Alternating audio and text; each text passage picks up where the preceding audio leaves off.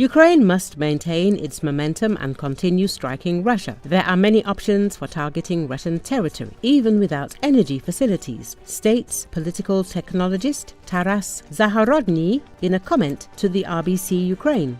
What should Ukraine do? Strengthen relationships within Europe, demand money, and keep striking Russian territory. If there's theoretically some sort of oil ceasefire and so on, which Ukraine doesn't want to violate, if oil is off the table, there's a factory in the Saratov region that produces fiber optic cables, said Zahorodnii. He explained that Russia is vast and its air defense is concentrated in Moscow. Therefore, there are many alternatives where Ukrainians can strike Russia. There are plenty of places we can hit. Factories, defense industry. Keep hitting Russia and build up our potential. Maybe by the fall, the question will be raised to Russia. Either you, as you said, pack up your things and leave our territory altogether, or your gas transport system will just stop working. Then try explaining to freezing Russians about your greatness, added the expert. He clarified that he doesn't believe Russians will riot due to rising food prices or the government seizing people's savings. It's entirely different when Russians start freezing. I don't believe there will be a revolt even because of shortages. But if they start freezing, that's another matter. You know it's hard to talk about greatness when your heater isn't working at -20 degrees, Zahorodnii added. He emphasized that Ukraine's options for strikes are increasing, missiles are appearing, and a lot of interesting things will emerge. He stressed the importance of not losing momentum now. During a phone conversation, US President Donald Trump and Russian President Vladimir Putin agreed to an energy ceasefire. This involved halting attacks on each other's energy infrastructure. Later, in meetings in Saudi Arabia, the teams from Ukraine and the US, as well as separate discussions between the US and Russia, discussed security in the Black Sea. This was aimed at ensuring the safety of civilian shipping.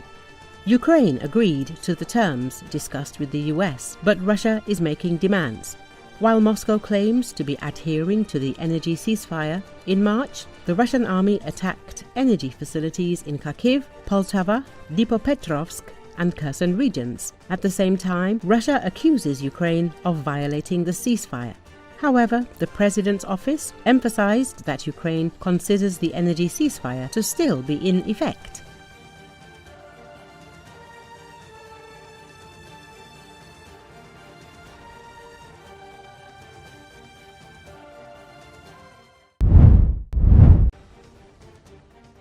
With the Russian army significantly exhausted after many months of continuous offensives, the Ukrainian army forces may seize the initiative and launch their own major offensive in the coming weeks or months.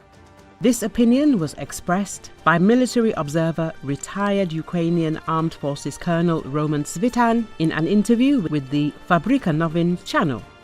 According to him, the Ukrainian army needs to move, and the country's leadership should not agree to a freeze on the front line. We now have a good opportunity within about a month and a half.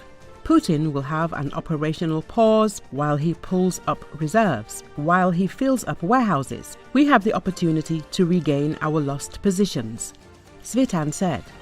According to the Observer, the situation is currently developing favorably for the Ukrainian armed forces on the Eastern Front, where the Russians can be pushed back almost beyond Selidovo.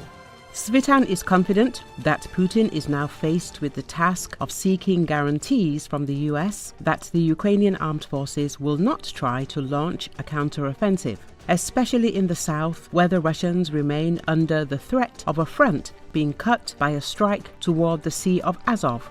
All Russian military personnel understand this.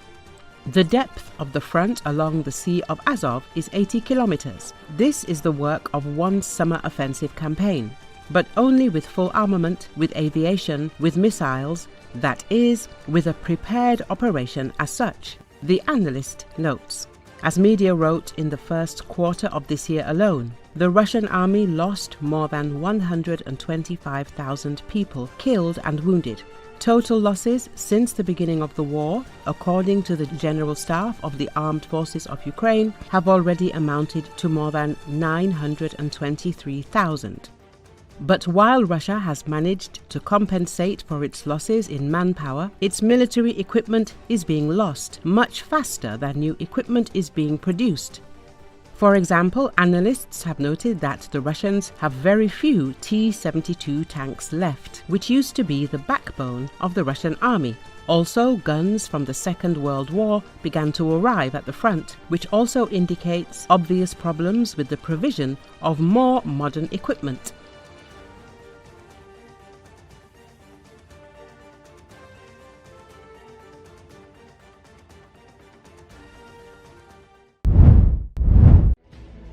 Drone operators of the 412th Reed Unmanned Aerial Systems Battalion of the Ukrainian Armed Forces, together with the Bzmil unit of the 78th Brigade, detected and struck 3 Buk M2 and Buk M3 anti-aircraft missile systems belonging to the Russian army in the Kursk region of Russia within 12 hours. As a result of the strikes carried out by FPV drones, the launchers and radars of the complexes, each worth $50 million, were blown up and disabled. The strikes caused the detonation of missiles in the launchers, which resulted in a powerful explosion. Although one of the complexes, which additional devices were disabled, tried to move away from the area, it could not do so and became the target of drone strikes.